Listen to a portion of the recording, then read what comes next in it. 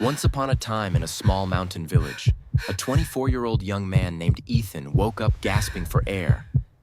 Again. He sat up in his bed, gripping the sheets, his chest tight as if invisible hands were squeezing his lungs. It happened almost every morning. Not because he was sick, not because of nightmares, but because his mind attacked him the moment he opened his eyes. Thoughts he didn't want, thoughts he couldn't control, memories he wished he could erase, fears he wished he could silence. They poured into him like cold water. You're behind in life. You're not good enough. You're wasting time. You're disappointing everyone. You'll never get better. You'll never be free. He covered his ears, even though he knew the thoughts weren't coming from outside. They were coming from inside him.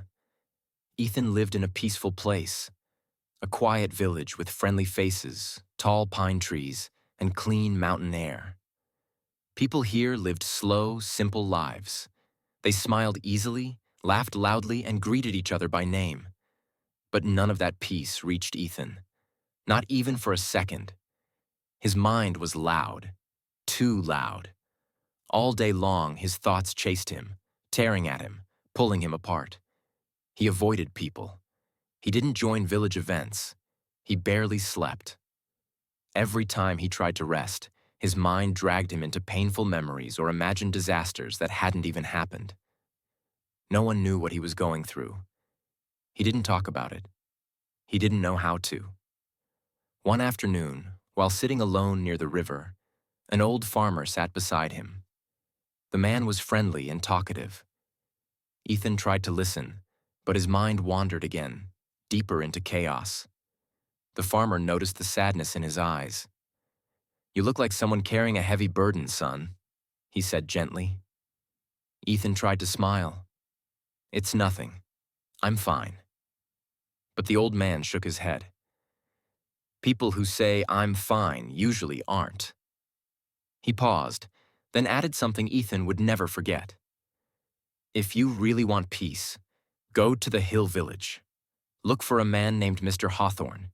He once healed me in a way no doctor could." Ethan turned quickly. "Healed you? How?" The old farmer tapped his head. "Not here," he said. Then he tapped his chest. "Here." Ethan blinked. "Is he a doctor?" "Something like that," the farmer said. "He used to work with troubled minds in the city. Now he lives alone in the hills. People say he can teach you how to quiet the mind, but he only helps those who truly want to learn." Ethan felt something inside him shift, something like hope. A small spark, faint but real. He had tried so many things, and none of them helped. But maybe this was worth a chance. That night, for the first time in months, Ethan didn't dread the next day. He wanted morning to come. At sunrise, he packed a small bag, drank a glass of water, stepped outside, and began the long walk toward the hill village. The trail was steep and rocky. Wind pushed against him. Birds flew overhead. The air was crisp and cold. Every few steps, his thoughts tried to drag him down again. "It won't work. You're wasting your time. You're only going to embarrass yourself." But he kept going, step after step, breath after breath, pain after pain. Hours passed before he finally reached the old hill village. Wooden houses lined the path. Smoke rose from chimneys. Chickens walked freely. It was small, quiet, almost forgotten by time. There, at the far end of the village, stood a lonely cabin facing the mountains. A single man sat outside on a wooden chair, staring at the endless horizon. He was old, maybe in his 70s, but his back was straight and his eyes were sharp. He didn't look weak or tired.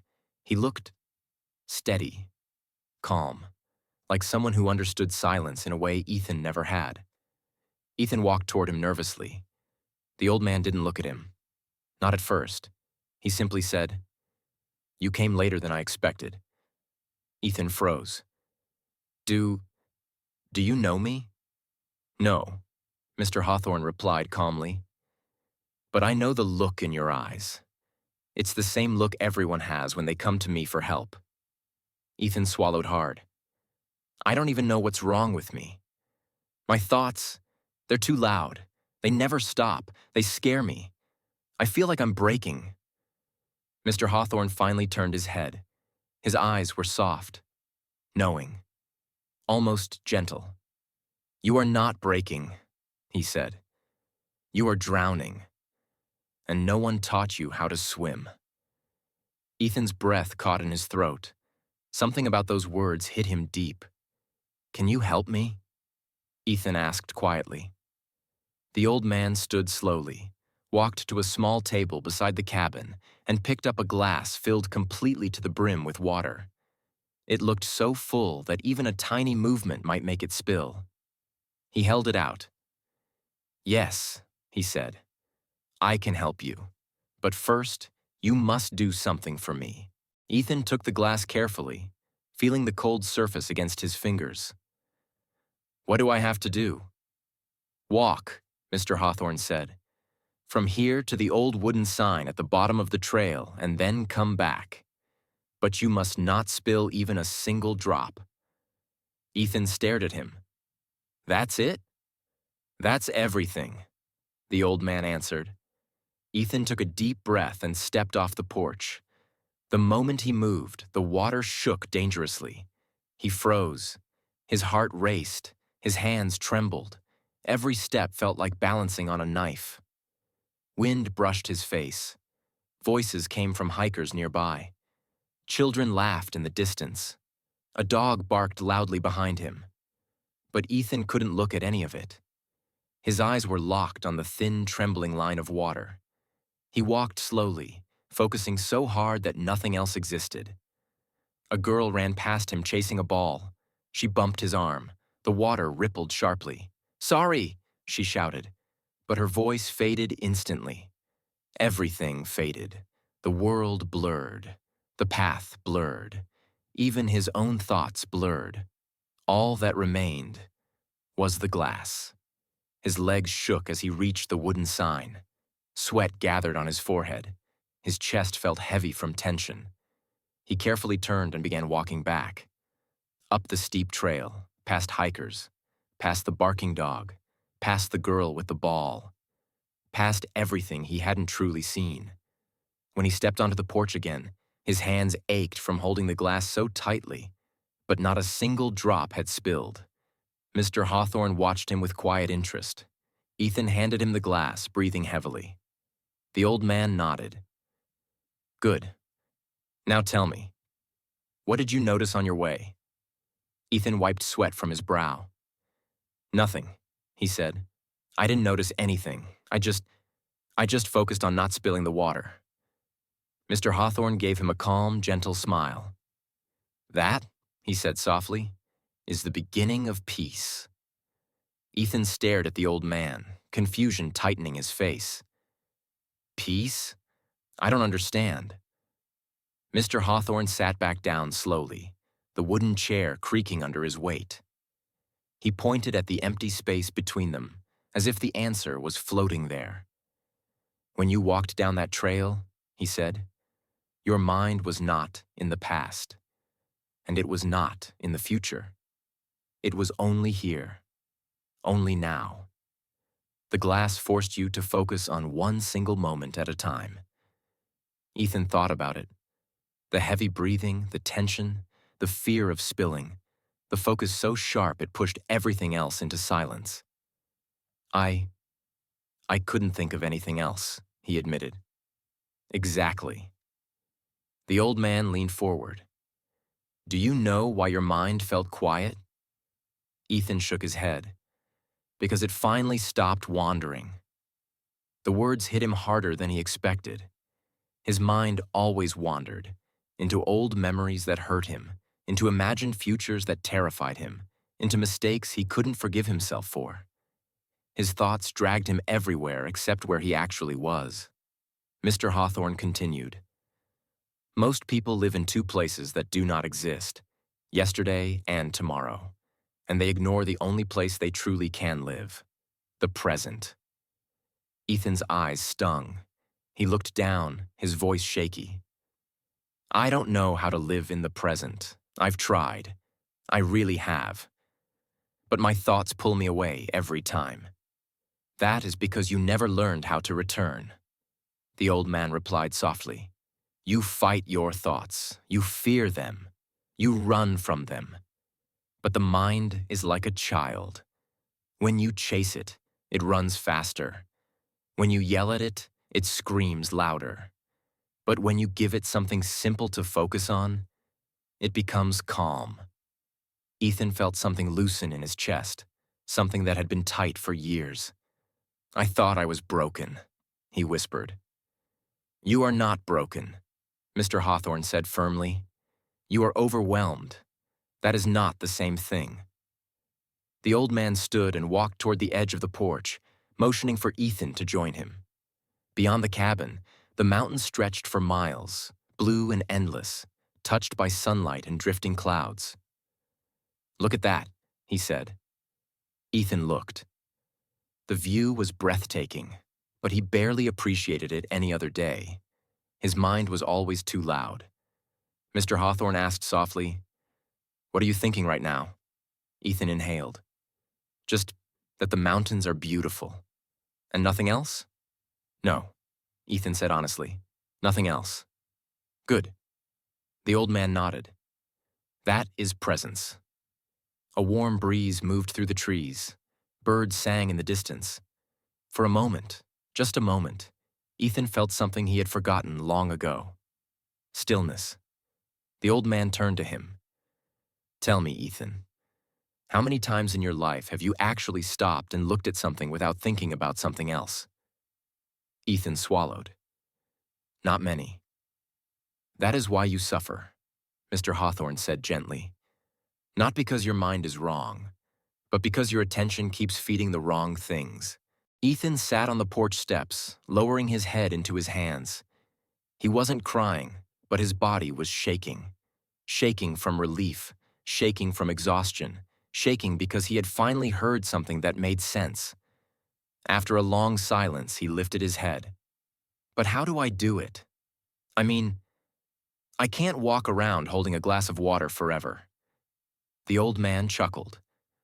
No, but you can hold moments. He sat beside Ethan. You can hold your breath for 10 seconds and feel the air move in your lungs. You can look at your hands and notice their shape. You can feel the ground under your feet. You can watch a single leaf move in the wind. All of these things bring you back to the present. Ethan nodded slowly, as though a hidden door inside him was opening. Mr. Hawthorne added, Every time your mind runs away, gently guide it back. Not by force, but by focus, like holding the glass, simple, steady, slow. Ethan whispered, Is it really that simple? It is simple, Mr. Hawthorne said, but not easy. Your mind has been wandering your whole life. It will not learn to stay still in one day, just like you do not become strong by lifting a weight once. He patted Ethan's shoulder. Peace is a practice, not a miracle. The words settled inside Ethan like warm light. For the first time in years, the storm in his head wasn't controlling him. He felt it, yes, but he wasn't drowning. He wasn't lost. He wasn't helpless. He was here. He exhaled deeply, and something inside him finally relaxed. He didn't know how long he sat there watching the mountains breathe with him. Eventually, he stood. Thank you, he said quietly. I mean that. I didn't think peace was possible for me. Mr. Hawthorne's smile was small but full of knowing. It is possible for anyone who chooses to return to the present, he said. Even if you have to return 1,000 times. Ethan nodded. He felt lighter, clearer, more grounded. The noise in his head was still there, but softer, like a storm moving farther away. He turned and began walking down the trail back to his village. As he walked, he noticed things he had never noticed before. The sound of wind through the trees, the crunch of gravel under his boots, the smell of pine, the warmth of sunlight on his face, the gentle rise and fall of his own breathing. He wasn't running from his thoughts. He wasn't drowning in them. He was walking with them, step by step, one moment at a time. And for the first time in a long, long while, Ethan felt alive. As the village came into view below him, he whispered to himself, This is what peace feels like. He didn't know what tomorrow would bring. He didn't know if he'd fall back into old patterns. He didn't know if the noise would return. But he knew something now. He wasn't powerless. He wasn't broken. And his peace wasn't somewhere far away. It was inside him, waiting for him to come back to it. When he reached the bottom of the trail, he stopped, looked back at the mountains, and smiled softly. "Thank you," he whispered. Then he walked home, steady, calm, and transformed. And if you found meaning in Ethan's journey today, make sure to like this video, subscribe, and comment, "I choose peace," so others can find this story too. Because sometimes, a single story can quiet a noisy world.